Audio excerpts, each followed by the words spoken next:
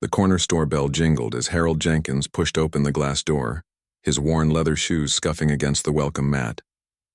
At 78, Harold moved with the careful precision of someone who couldn't afford a fall. His daily trip to Miller's Market was one of the few routines that gave structure to his quiet life. "Afternoon, Mr. Jenkins," called Pete from behind the counter, not looking up from his newspaper. Pete had owned the place for 30 years, and Harold had been coming in for just as long. "Afternoon," Harold replied, his voice carrying the slight roughness of age. He headed straight for the newspaper stand, picking up today's edition and tucking it under his arm. The headlines were always the same these days, bad news followed by worse. But reading the paper with his morning coffee was a habit he couldn't break, even if the news made his arthritis feel worse somehow. Harold made his way through the narrow aisles, picking up a loaf of bread and some butter. His shopping list was short these days. Cooking for one didn't require much, and truthfully, he'd lost interest in elaborate meals since Mary passed away 3 years ago. Food was just fuel now, not the joy it once was when they'd sit across from each other at their little kitchen table. The store was unusually busy for a Tuesday. A mother with a crying baby stood in the checkout line, a businessman in a hurry checked his watch repeatedly, and 2 teenagers laughed loudly near the refrigerated drinks. Harold took his place at the end of the line, leaning slightly on his walking cane. His hip had been giving him trouble lately, but doctor's appointments were expensive even with Medicare. A sudden commotion from the candy aisle caught everyone's attention. Pete's voice rose above the regular store chatter. "Hey, what do you think you're doing? Empty your pockets right now." Harold turned, along with everyone else, to see Pete marching toward the back of the store, his face flushed with anger.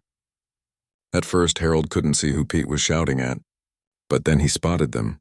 2 small children, a boy and a girl, looking nearly identical with their dark curly hair and wide frightened eyes. "I saw you take that candy bar," Pete said, standing over the children, who couldn't have been more than 8 years old. "Turn out your pockets right now or I'm calling the police." The girl started to cry, silent tears running down her dirt-smudged cheeks. The boy stood protectively in front of his sister, his small hand reaching into his pocket and pulling out a slightly crumpled KitKat bar. "I'm sorry," the boy whispered, his voice barely audible in the now silent store. "My sister was hungry. We haven't eaten since yesterday morning." Harold felt something shift inside him, a feeling he hadn't experienced in a long time, a mixture of sadness and purpose. The children were clearly underfed, their clothes hung from their small frames, and their faces had that hollow look that spoke of more than just missing a meal or two. "That's not my problem, kid," Pete said, though his voice had lost some of its edge. "Stealing is stealing." Before he knew what he was doing, Harold found himself stepping out of line, his cane tapping against the linoleum floor as he made his way toward the children. "I'll pay for it," Harold said, his voice stronger than it had been in years. "And anything else they need." Pete looked at Harold in surprise. The children looked up at him with identical expressions of confusion and hope. "You sure, Mr. Jenkins?" Pete asked, knowing Harold lived on a fixed income. "These aren't your grandkids or anything." "I'm sure," Harold said, feeling more certain with each word. "Add whatever they want to my bill." The children stood frozen as if afraid this offer might be some kind of trick. Harold bent down slightly, ignoring the protest from his hip. "Go on," he encouraged softly. "Pick out something to eat. Real food, not just candy." The twins looked at each other, having one of those silent conversations that only siblings, especially twins, seem capable of. After a moment, the boy spoke up. "Are you sure, mister? We don't want to cause trouble." "No trouble at all," Harold said, smiling for what felt like the first time in months. "I'm Harold. What are your names?" "I'm Ben," the boy said. "And this is my sister Beth. We're twins. Nice to meet you both. Now how about we find you something more substantial than a candy bar?" Beth wiped her eyes with the back of her hand and nodded. Harold guided them through the store, picking up sandwich bread, peanut butter, a carton of milk, some apples, and a package of cookies. Because children needed treats too, he reasoned. As they shopped, Harold couldn't help but notice how the twins stayed close together, how they checked price tags before even looking at items, and how they asked permission before putting anything in the basket. These were children who had grown up too fast. When they returned to the checkout counter, the line had dwindled. Pete rang up Harold's newspaper and bread along with the food for the twins without comment. The total made Harold wince internally, It was more than he usually spent in a week, but he handed over his debit card without hesitation.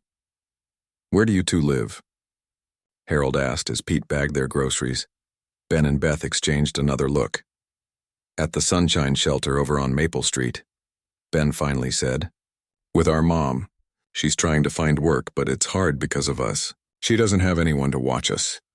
Harold nodded, remembering the shelter that had opened last year in the former motel. He'd read about it in the newspaper but had never given much thought to the people who might be staying there. "Your mom knows you're out by yourselves?" Harold asked, trying to keep judgment from his voice. "She's at a job interview," Beth said, speaking up for the first time. Her voice was soft but clear. "We were supposed to stay in the shelter's common room, but there were some big kids being mean to us, so we left." Harold felt a pang in his heart.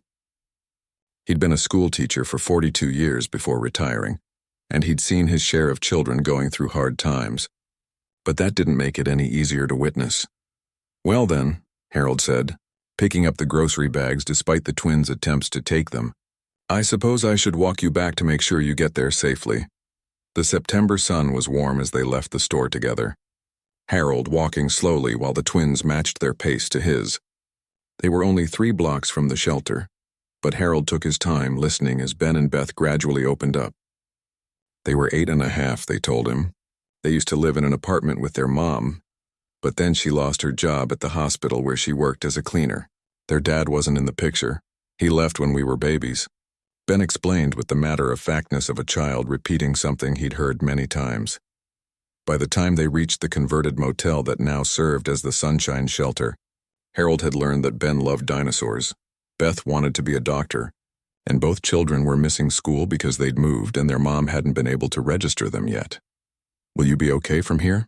Harold asked as they stood outside the shelter's main entrance. The twins nodded, taking the grocery bags from him.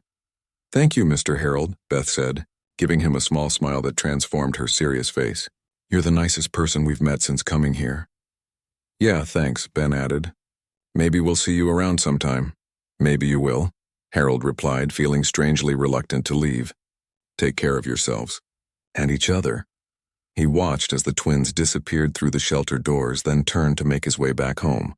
His hip ached more than usual, and he'd spent more money than he should have. But somehow Harold felt lighter than he had in years. As he walked slowly back to his small apartment, the memory of the twins' faces stayed with him. For the first time since Mary died, Harold found himself thinking beyond just getting through another day. He wondered about the twins' mother, about their situation, about whether they would get back into school soon. Harold had always believed that small acts of kindness mattered. It was something he'd tried to teach his students over the years. But somewhere along the way after retirement, and especially after losing Mary, he'd forgotten to practice what he preached. Today had been a reminder. At home, Harold realized he'd forgotten his own loaf of bread at the store. Somehow it didn't seem important anymore. He made himself a cup of tea and sat by the window, watching the neighborhood children playing in the early evening light.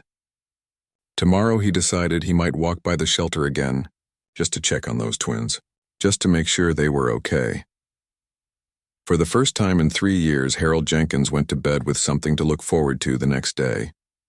Harold woke earlier than usual the next morning. The autumn sun hadn't fully risen, but he found himself unable to. Stay in bed.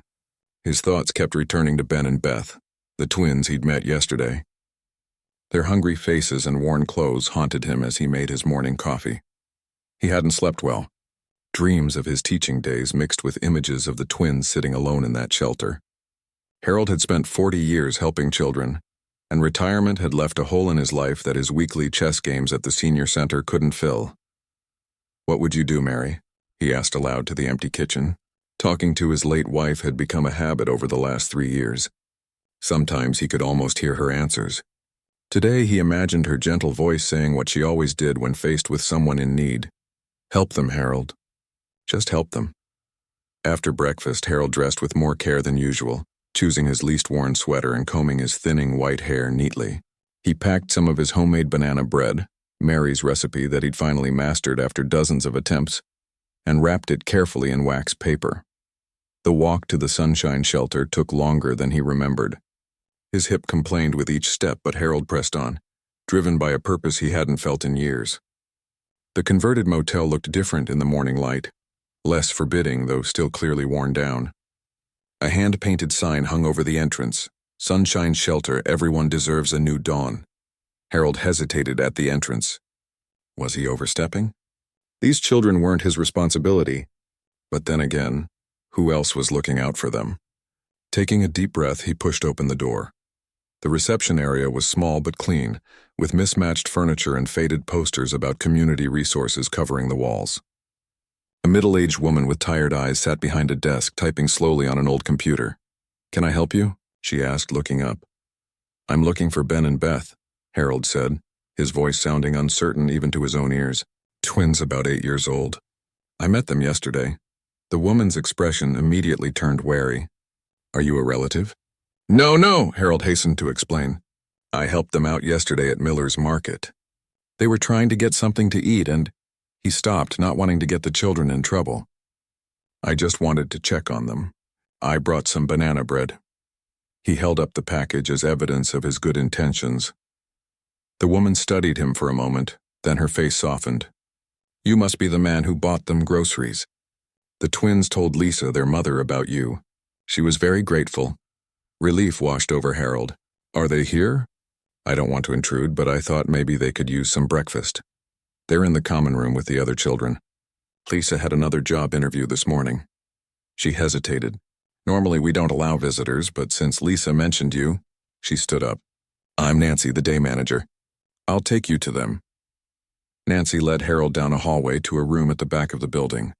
Inside, about a dozen children of various ages were scattered around, some watching a small TV with poor reception, others coloring or playing with worn toys. In the corner, Ben and Beth sat together on a threadbare couch looking at a book. Beth spotted him first. Her eyes widened and she tugged on her brother's sleeve. Both children slid off the couch and approached cautiously.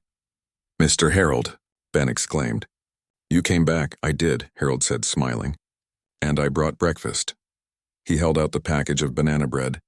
"If it's allowed," he added, glancing at Nancy. "It's fine," Nancy said. "The kitchen area is through there if you want to sit with them while they eat." The small kitchen was empty except for a woman washing dishes. Harold sat with the twins at a chipped formica table as they unwrapped the banana bread. "This smells amazing," Beth said, taking a deep breath. "My wife's recipe," Harold explained. "She was a much better baker than I am, but I do my best." The twins ate eagerly, and Harold found himself talking more than he had in years. He told them about Mary, about the students he'd taught, about his empty apartment where the silence was sometimes so loud it gave him headaches. In turn, the twins opened up. Their mother, Lisa, had been a nurse's aide until budget cuts eliminated her position. They'd lived in a small apartment until 3 months ago, when they couldn't make rent anymore. The shelter was supposed to be temporary, just until their mom found steady work again. "She's really trying," Ben said fiercely. "It's not her fault." "Of course not," Harold agreed. "Jobs can be hard to find, especially when you have children to care for." "That's what makes it harder," Beth said with the wisdom of a child who had heard adult conversations. "Nobody wants to hire Mom because she needs special hours for us." Harold nodded, understanding the catch-22 many single parents faced. "What about school? Are you going?" The twins exchanged looks. "We were supposed to start at Pine Street Elementary," Ben said. "But Mom hasn't had time to register us with all the job interviews. And we don't have all the supplies we need yet." Harold's teacher instincts kicked in. "How long have you been out of school?" "Since we moved to the shelter," Beth answered. "Almost a month now. A month without school." Harold's heart sank. He knew how quickly children could fall behind, how hard it could be to catch up. "Would you like some help with that? Getting registered, I mean, and maybe with some schoolwork until then. I was a teacher for 40 years, you know." The twins' faces lit up.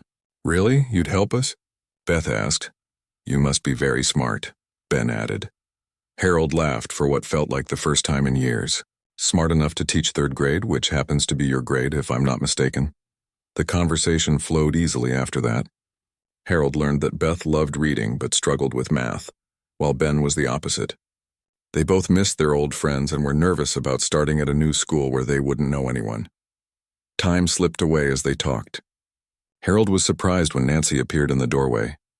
I hate to interrupt, but we need the kitchen for lunch preparation soon, she said. Harold checked his watch, shocked to find it was nearly noon. I had no idea it was so late. I should be going. The disappointment on the twins' faces made his heart twist. Will you come back? Beth asked in a small voice. Harold didn't hesitate. Yes, if that's allowed. Visitors are permitted between 10 and 6, Nancy said. As long as their mother approves. Could I perhaps meet their mother? To offer my help with the school registration? Harold asked. Nancy considered this. She should be back around 4. You're welcome to return then. Harold nodded and turned to the twins. I'll be back this afternoon, and I'll bring some books we can read together. Would you like that?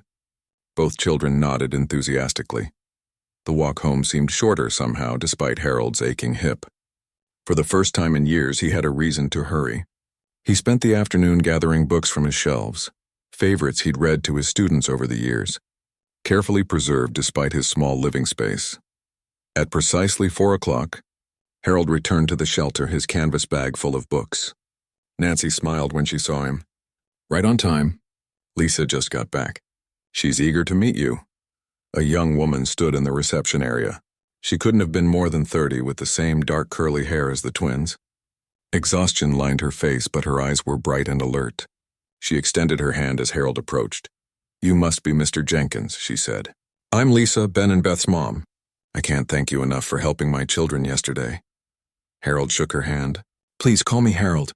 And there's no need for thanks. They're wonderful children. The best, Lisa agreed, her tired face softening. Nancy tells me you were a teacher. 40 years at Pine Street Elementary, actually. The same school your children might attend. Hope flickered across Lisa's face. I've been trying to get them registered, but between job interviews and the paperwork they need, I might be able to help with that, Harold offered. I still know many of the staff there.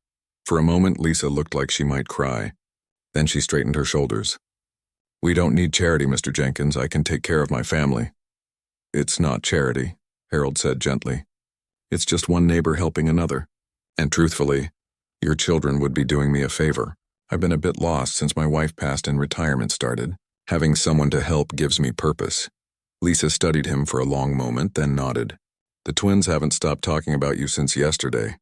They'd love to see you again. And I'd love to see them.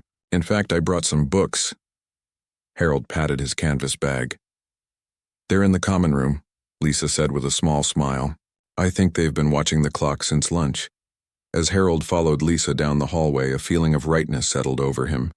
For the first time since Mary died, the day ahead seemed full of possibility rather than empty hours to fill. It wasn't just that he was helping the twins, they were helping him too, in ways they couldn't possibly understand. Sometimes the smallest act of kindness, like paying for a stolen candy bar, could change everything. Over the next week, Harold fell into a new routine. Each morning he would wake up early, make breakfast, and pack extra for the twins. By 10 o'clock, he would be at the Sunshine Shelter, books and simple worksheets in hand. The shelter staff had grown used to his presence, greeting him with friendly nods as he made his way to the common room where Ben and Beth would be waiting. Today was different, though.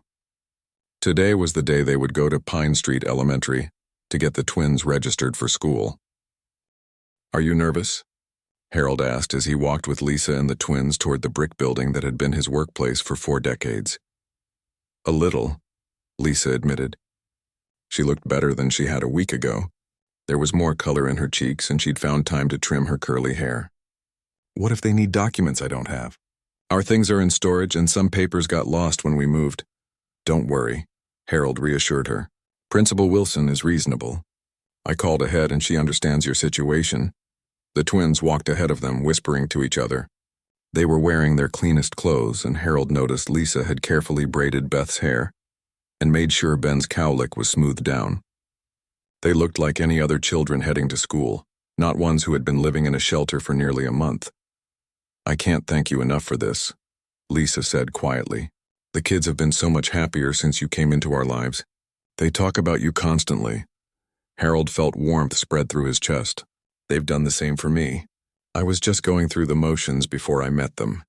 Now I have something to look forward to each day. The school hadn't changed much since Harold's retirement 2 years ago. The same colorful murals decorated the hallways, and the familiar scent of floor cleaner and cafeteria food hung in the air. Several teachers stopped to greet him warmly, curious about the family he was escorting. Principal Wilson was waiting for them in her office.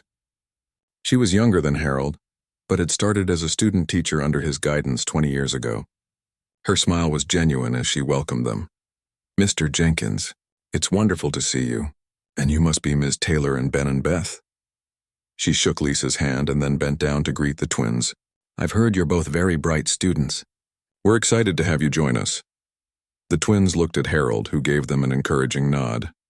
"Thank you, ma'am," Ben said politely. "We like school a lot." "I'm glad to hear it," Principal Wilson replied. "Why don't you two sit in those chairs over there while I talk to your mom and Mr. Jenkins about boring grown-up paperwork?" The registration process went more smoothly than Lisa had feared. Principal Wilson had already pulled the necessary forms, and when Lisa explained about the missing documents, the principal waved away her concerns. "We can get copies from your previous school district. The important thing is getting these children back in class. How does Monday sound? That will give us time to place them with the right teachers and get everything set up." Lisa's shoulders sagged with relief. "Monday would be perfect. Thank you so much." "There's just one more thing," Principal Wilson said, her expression growing serious. "Transportation and after-school care. I understand you're currently staying at Sunshine Shelter, which is within our district, but it's a fair walk for young children, and our after-school program has a waiting list." Lisa's face fell. "I've been looking for work, but I need to find something that lets me drop them off and pick them up. It's been the biggest challenge in my job search." Harold cleared his throat. "I might have a solution if you're open to it." Both women turned to look at him. "I live just 3 blocks from the school. I could walk them to and from school each day, and they could stay with me until you finish work, Lisa." "Harold, that's too much to ask," Lisa protested. "You've already done so much." "It's not too much at all," Harold insisted. "I've been tutoring them anyway. This would just make it official. And truthfully, my apartment is too quiet. Having them there would be a gift to me." Principal Wilson smiled. "It sounds like a perfect solution to me. Mr. Jenkins was our most beloved 3rd-grade teacher for years. Your children would be in excellent hands." Lisa looked at the twins, who were paging through a picture book across the room, completely unaware of the conversation that would shape their days to come. "If you're absolutely sure," she began. "I've never been more sure of anything," Harold said firmly. As they left the school with everything arranged for Monday's start, the twins raced ahead, excited about their new school and the colorful classrooms they'd glimpsed during their tour. "I got a job interview tomorrow," Lisa said as they walked, "at the hospital. It's for a receptionist position in the outpatient clinic. The hours would be perfect, 8 to 4, Monday through Friday." "That's wonderful news," Harold said. "The hospital is a good employer. Mary worked in their billing department for years. With you helping with the kids, I can actually take a full-time position." Lisa's voice caught. "I never thought we'd get back on our feet so quickly." Harold patted her arm gently. "You're doing all the hard work. I'm just filling in some gaps." That evening, after walking Lisa and the twins back to the shelter, Harold took a different route home. He passed by his old apartment building and continued 3 blocks further, to a small house with a "For Rent" sign in the yard. He'd noticed it on his walks and had called the number that morning. The landlord, an old acquaintance, had agreed to show it to him. The house wasn't much.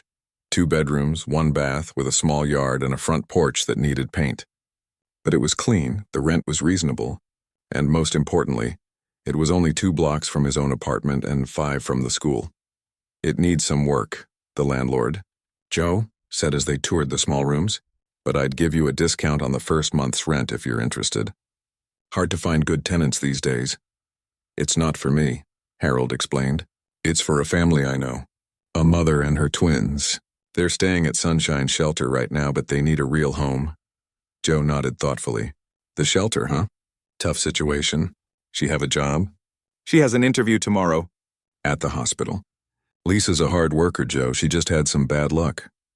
"Tell you what," Joe said after a moment. "If she gets the job, I'll hold the place for 2 weeks. First month's rent when they move in. No deposit. But she'll need to sign a year lease." Harold smiled. "I think that's fair. And if she needs a co-signer, I'm willing." "Always wear a soft touch, Harold," Joe said with a chuckle. "Mary would be proud of you." Those words stayed with Harold as he walked back to his apartment. Would Mary be proud? He thought she would. She had always been the first to help neighbors in need, organizing meal trains for new mothers and driving elderly friends to doctor's appointments. The next day, Harold met the twins at the shelter as usual. Lisa had left early for her interview, her only dress carefully ironed, her hopes cautiously high. Do you think Mom will get the job? Beth asked as they worked on a math problem together. I hope so, Harold said, but no matter what happens, we'll figure things out together. Ben looked up from his book. If she gets the job, does that mean we can leave the shelter? Harold hesitated, not wanting to get their hopes up about the house. One step at a time. First school, then a job, then a new home. Things will work out. They spent the morning working on reading and math, preparing for Monday's first day. Harold had brought new notebooks and pencils for each of them, along with backpacks he'd found on sale. The twins had been overwhelmed by the gifts, handling the simple school supplies as if they were precious treasures. At noon, they were just finishing lunch when Lisa burst into the common room. Her face told them everything before she spoke a word. I got it, she exclaimed. I start on Monday.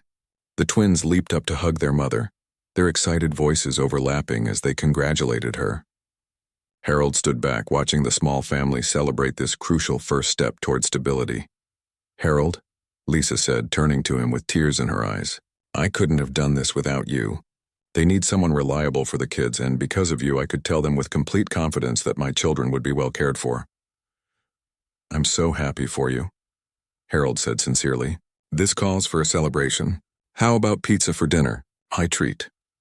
That evening, as they shared pizza in the shelter's common room, Harold felt a sense of belonging he hadn't experienced since Mary died. The twins chattered about starting school. Lisa shared details about her new job, and Harold found himself making plans for the future. Their future. Together. I might have another surprise, he said as they finished eating. But let's wait until after your first week of work. One celebration at a time. As Harold walked home that night, his steps were lighter despite his aching hip. The empty apartment that awaited him didn't seem quite so lonely anymore. Soon his days would be filled with school drop-offs and homework help, with after-school snacks and stories. Life, it seemed, had given him a second chance at purpose, and it had all started with a stolen KitKat bar. Monday morning arrived with a crisp autumn chill in the air. Harold woke before his alarm, a nervous energy making him unable to stay in bed. Today was a big day. The twins would start school and Lisa would begin her new job. He'd spent the weekend preparing. His spare room, which had mostly collected dust and old photo albums since Mary passed, had been transformed. He'd cleared out boxes, wiped down surfaces, and set up a small table where the twins could do their homework. He'd even dug out some of his old teaching supplies, colorful markers, construction paper, and a globe that had sat in his classroom for decades. At precisely 7 o'clock, Harold knocked on the shelter's door. Nancy let him in with a knowing smile. They've been up since 5, she said, too excited to sleep. Lisa and the twins were waiting in the common room, all dressed and ready to G. Ben wore jeans and a blue button-up shirt that was slightly too big for him. Beth had on a purple dress with leggings underneath. Both wore the new backpacks Harold had given them, packed with their school supplies. We're ready, Beth announced, bouncing on her toes. I can see that, Harold said with a smile. You both look very grown up. Lisa adjusted Ben's collar nervously. I made lunch for them. Nothing fancy, just sandwiches and apples. Perfect, Harold assured her. And don't worry about after school. I've got everything set up at my place. We'll have a snack, work on homework, and maybe play some games afterward. Lisa nodded, trying to hide her own nervousness. Her navy blue dress was simple but professional, and she'd pulled her curly hair back neatly. You'll do great, Harold told her quietly, both at work and with leaving them. It's always hard the first time. How did you know what I was thinking? Lisa asked with a small laugh. I've seen that look on hundreds of parents' faces over the years, Harold replied. First-day jitters aren't just for kids. They walked together toward their separate destinations, the school and hospital being in the same general direction. When they reached the corner where they would part ways, Lisa knelt down to hug her children. Be good today, she said, her voice thick with emotion. Listen to your teachers and to Mr. Harold. I'll see you tonight after work. We will, Mom, Ben promised solemnly. Don't worry about us, Beth added. We're going to learn lots of new things. Lisa stood and to Harold's surprise gave him a quick hug too. Thank you, she whispered. Then she was walking away toward the hospital, her back straight and her head held high despite the weight of responsibility on her shoulders. Ready for your big adventure? Harold asked the twins, holding out his hands to them. They each took one of his weathered hands in their small ones, and together they walked the remaining blocks to Pine Street Elementary. Principal Wilson greeted them at the entrance. Right on time. Let me introduce you to your teachers. She led Ben to Mr. Cooper's class and Beth to Mrs. Rivera's, placing them in separate classrooms as they had discussed might be best for their individual growth. I'll pick you up right here at 3 o'clock, Harold promised as they said goodbye. Have a wonderful first day. For the first time in years, Harold found himself with hours to fill and a sense of purpose driving him. He walked straight to Joe's office to check on the rental house. Got the paperwork ready, Joe told him. If your friend Lisa wants it, we can sign everything this week. I had my handyman fix that leaky faucet and touch up some paint. She doesn't know about it yet, Harold confessed. I wanted to make sure her job was secure first. I'll bring her by tomorrow if that works. Sure thing, Joe agreed. Place has been empty for 2 months. I'd rather rent it to someone who needs it than let it sit there. With that task accomplished, Harold spent the rest of the morning shopping. He picked up after-school snacks, ingredients for dinner, and a few second-hand books he thought the twins might enjoy. His pension didn't allow for extravagance, but he had enough saved to help the small family get back on their feet. At exactly 3 o'clock, Harold stood outside the school watching as children streamed out the doors. He spotted Ben first, deep in conversation with a boy his age. Beth emerged a minute later, clutching a paper with a gold star on it. Mr. Harold, they called in unison when they saw him. How was your first day? He asked as they walked toward his apartment. The twins talked over each other in their excitement. Ben had made a friend named David who collected dinosaur cards just like he did. Beth's teacher had praised her reading skills and asked her to help another student. They both had homework, math problems, and a reading assignment. It was the best day, Beth declared as they reached Harold's apartment building. Harold's small apartment felt different with the twins in it, brighter somehow, more alive. They settled at the kitchen table with milk and cookies while Harold looked over their homework assignments. Not too difficult, he said. We'll have these done before dinner and then maybe we can play a game. I found an old Monopoly set that Mary and I used to play. They worked steadily, Harold guiding without giving answers, using the teaching techniques he'd perfected over decades in the classroom. By 5:30, homework was finished, and they were setting up the Monopoly board when there was a knock at the door. Lisa stood there looking both exhausted and exhilarated. Hi, she said simply. The twins rushed to hug her. Mom, school was amazing. I made a friend, Ben exclaimed, and I got a gold star on my reading, Beth added. Lisa hugged them tightly, meeting Harold's eyes over their heads with a look of pure gratitude. How was your first day? Harold asked, inviting her in. Busy. A little overwhelming, Lisa admitted. But good. Really good. The staff is nice, and my supervisor said I picked things up quickly. She lowered her voice.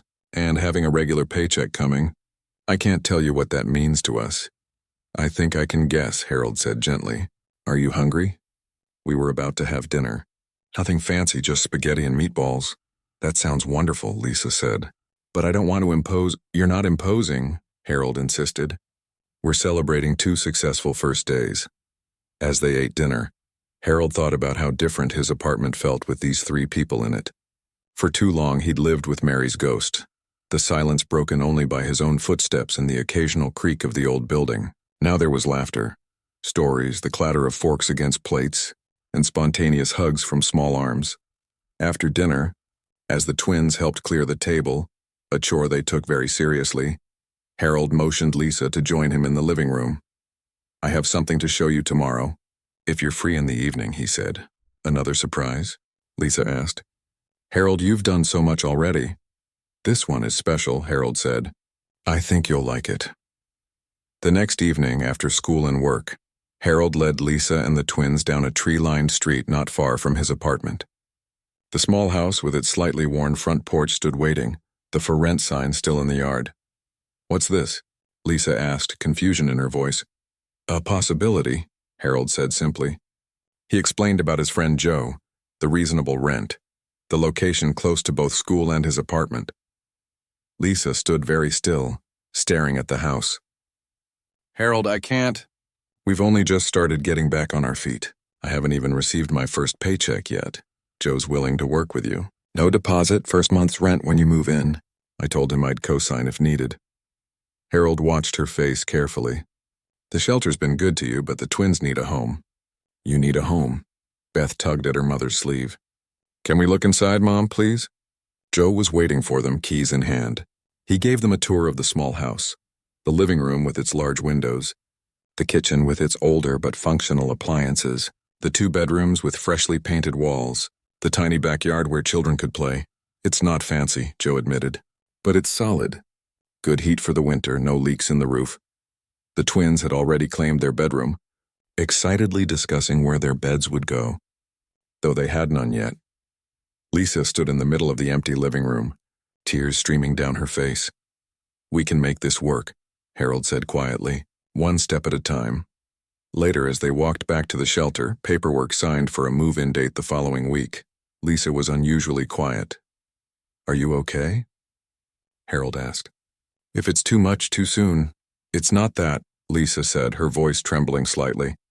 It's just, a month ago I was at rock bottom. The kids were hungry, we had nowhere to go but the shelter, and I couldn't see a way forward. She took a deep breath. And then you appeared like some kind of guardian angel, all because Ben tried to steal a candy bar. I'm no angel, Harold said with a chuckle. Just an old man who was lonely. You're family now, Lisa said firmly. The kids adore you, and I don't know what we would have done without you. Family. The word echoed in Harold's mind as he walked back to his apartment alone that night. For years after Mary died, he'd considered himself the last of his family. They'd never been able to have children, and both had been only children themselves. Holidays had been the hardest, the empty chairs at his table a constant reminder of what he'd lost. Now, suddenly, his life was full again. There were school mornings and homework to supervise, dinners to cook, and games to play. There were small hands in his and questions to answer. There was purpose. As he climbed the stairs to his apartment, Harold realized he wasn't tired despite the busy day. For the first time in 3 years, he felt truly alive, and it had all started with a stolen KitKat bar and a split-second decision to help rather than look away. Sometimes the smallest kindnesses led to the greatest changes. Mary had always told him that, and now, finally, Harold understood just how right she had been. 6 months had passed since that fateful day at Miller's Market. Winter had come and gone, and spring flowers now bloomed in the small garden behind Lisa's house. It wasn't just Lisa's house anymore, though. It had become a home for the twins, filled with second-hand furniture, colorful drawings taped to the refrigerator, and the comfortable clutter of family life. Harold stood in his kitchen, carefully packing sandwiches for the picnic they had planned. His apartment was quiet, but it was a different kind of quiet now, peaceful rather than lonely. He spent most of his days with the twins, walking them to and from school, supervising homework at his kitchen table, and sharing dinner with the small family several times a week. But he also had his own space, his memories of Mary and time to himself when he needed it. The arrangement worked perfectly. Lisa had settled into her job at the hospital, recently receiving a small promotion that came with a raise. The twins were thriving at school, making friends and bringing home report cards that made Harold's chest swell with pride. As for Harold himself, he felt younger than he had in years. His hips still ached on rainy days, and he wasn't as quick on his feet as he once had been, but he had energy and purpose that had been missing since retirement. The phone rang, interrupting his thoughts. It was Lisa. Harold, I'm so sorry, but I have to cancel our picnic. The hospital called me in. There's a staff shortage in the clinic today, and they need me to cover. Don't worry about it, Harold said, hiding his disappointment. We can reschedule for tomorrow. Are you sure? The kids were really looking forward to it. Of course I'm sure. The park isn't going anywhere. Besides, the twins can still come over this afternoon as usual. We'll find something fun to do. You're a lifesaver, as always, Lisa said, relief evident in her voice. I'll drop them off after lunch before I head in. After hanging up, Harold continued making the sandwiches. They would keep until tomorrow, and the twins would be hungry after school regardless of the change in plans. Around 1 o'clock, there was a knock at his door. The twins burst in with their usual energy, followed by Lisa, who was already dressed in her work clothes. "Sorry again about the picnic," she said, giving him a quick hug. "We'll definitely go tomorrow." "No need to apologize for being a responsible employee," Harold assured her. "We'll be fine. You go save lives in the outpatient clinic," Lisa laughed. "Answering phones and scheduling appointments isn't exactly saving lives, but I appreciate the vote of confidence." After she left, Harold turned to the twins. "So what should we do instead of our picnic?" Beth flopped dramatically onto his couch. "I was really looking forward to feeding the ducks. And playing catch," Ben added with a sigh.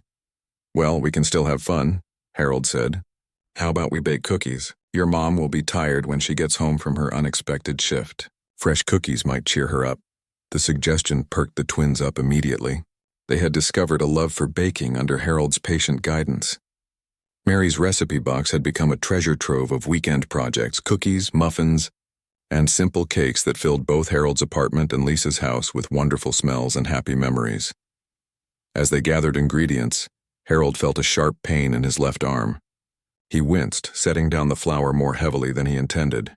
"Are you okay, Mr. Harold?" Beth asked, her perceptive eyes catching his discomfort. "Just a little twinge," he said, rubbing his arm. "Nothing to worry about." But as they continued baking, the pain intensified, spreading across his chest. A cold sweat broke out on his forehead, and he found himself short of breath. Ben noticed next. "You don't look good.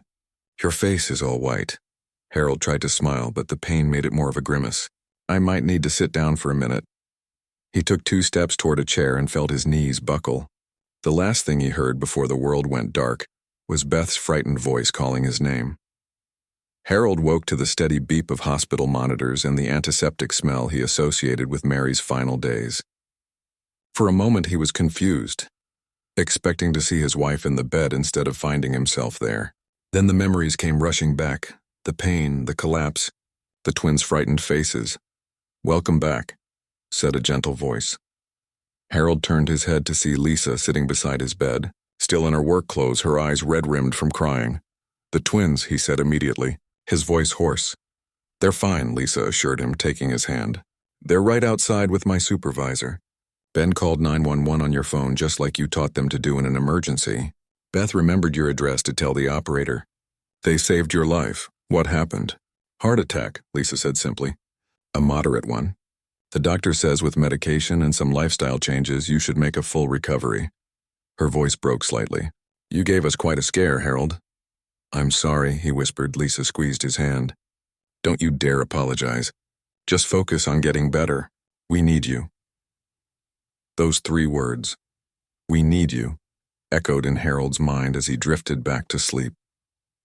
The next few days passed in a blur of doctors, tests, and visits from Lisa and the twins.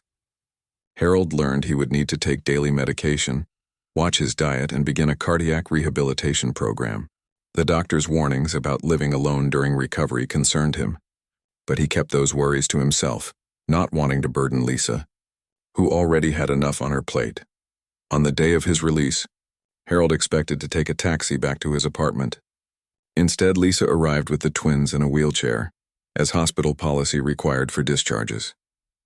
"We've got everything set up," she said as she helped him into her car. "Everything?" Harold asked, confused. "At our house," Beth explained, bouncing in her seat. "Mom cleaned out the spare room for you." "We set up your bed and everything," Ben added proudly. Harold turned to Lisa, who was focusing on driving. "I can't impose on you like that." "It's not an imposition," Lisa said firmly. "The doctor said you shouldn't be alone for at least a few weeks. Our house has that extra room we've just been using for storage. It makes perfect sense. But your work schedule, the twins, we've worked it all out. My supervisor approved a more flexible schedule temporarily. The twins will help out. They've already made a chore chart for themselves. And some of our neighbors have offered to check in too." Harold felt tears prick his eyes. "I don't know what to say." "Say yes," Beth pleaded from the back seat. "Please?" "We promise to be quiet when you need to rest," Ben added. How could he refuse? By the time they reached Lisa's house, their house, Harold had agreed to the arrangement. The spare room had been transformed. His bed from the apartment had been moved in, along with his nightstand, favorite reading chair, and the photo of Mary that always sat by his bedside. Someone had placed a vase of fresh flowers on the dresser, and homemade get-well cards decorated the walls. "When did you do all this?" Harold asked in amazement. "The last couple of days," Lisa explained. "Joe helped move the furniture. My co-workers pitched in to clean and organize. It was a team effort." That evening, as they sat down to a dinner that followed the heart-healthy guidelines the hospital had provided, Harold looked around at the small family that had somehow become his own. The twins chattered about their day at school. Lisa shared a funny story about a mix-up in the clinic, and Harold felt something he hadn't experienced in a very long time, the sense of being completely at home. Weeks passed, and Harold grew stronger. He took his medication faithfully, walked a little further each day, and found that life in Lisa's house had a comfortable rhythm. The twins checked on him constantly, bringing him glasses of water, asking if he needed anything, and reading to him from their school books when he needed to rest. "You know," Lisa said one evening as they sat on the porch watching the twins play in the yard, "we've been thinking. This arrangement is working pretty well." "It is," Harold agreed, "but I'll be cleared to live on my own soon. I don't want to overstay my welcome." Lisa turned to face him directly. "What if you didn't go back to your apartment? What if you stayed here with us?" Harold stared at her in surprise. "You mean permanently?" "Why not? The twins adore you. You're family to us now, and that apartment has never really felt like home to you since Mary passed, has it?" She was right about that. His apartment held memories of Mary, but it had also been a place of loneliness and isolation. "I'd pay rent, of course," Harold began. Lisa waved away his concerns. "We can work out the details later. The important thing is that we want you here. The twins have been worried sick about you going back to living alone." As if on cue, Ben and Beth raced up to the porch, their game forgotten. "Are you asking him now?" Ben asked eagerly. "Can we show him?" Beth added. Lisa laughed. "Go ahead." The twins disappeared into the house, returning moments later with a large piece of construction paper. On it, in colorful letters, they had written, "Will you be our official grandpa?" Below the question were checkboxes labeled yes and no, with the yes box many times larger than the tiny no option. Harold felt tears well up in his eyes. "Don't you think your mom should be the one to decide something like this?" "It was her idea," Beth said. "But we helped with the sign," Ben added proudly. Harold looked at Lisa, who was watching him with a gentle smile. "Are you sure about this?" "I've never been more sure of anything," she said, echoing the words he had spoken to her months ago when he'd offered to help with the twins. Harold looked back at the sign, at the hopeful faces of the twins at the home they had created together. He thought of Mary, of how she would have loved these children, of how she had always told him that family was about love, not just blood. With a hand that trembled slightly, he reached out and checked the yes box. Ben and Beth erupted in cheers, throwing their arms around him in a group hug that nearly toppled his chair. Lisa joined them, her arms encompassing them all. Later that night, as Harold lay in bed listening to the comfortable sounds of the house, Lisa washing dishes in the kitchen, the twins getting ready for bed, he thought about the journey that had brought him here. From the loneliness of widowhood to the joy of this unexpected family. All because he decided to pay for a stolen KitKat bar. Life could change in an instant, he realized. Sometimes for the worse, as he had learned when Mary died, but sometimes, if you were lucky, if you were open to the possibility of connection, it could change for the better. Harold closed his eyes, his heart full. He was home,